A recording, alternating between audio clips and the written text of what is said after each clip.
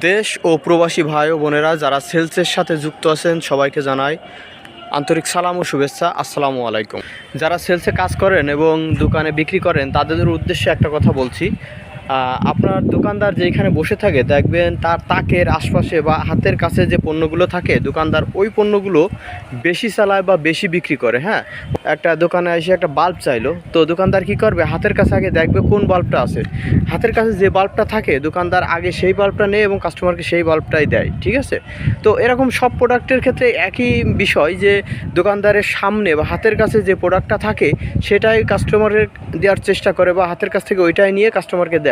তো আমরা যারা সেলসের পেশায় যুক্ত আছি তাদের উচিত যে দোকানদারের হাতের কাছে যাতে আমাদের প্রোডাক্টটা থাকে সেই চেষ্টাই করা। তাহলে কি হবে, ওই দোকানদার আমার প্রোডাক্টটাই বেশি বিক্রি করবে এবং কাস্টমারকে বেশি দেবে এবং আমার প্রোডাক্টেরই অর্ডার বেশি দেবে এবং আমার কাছ থেকে বেশি নেবে। এইটাই আমাদের সার্থকতা। ধন্যবাদ সবাইকে।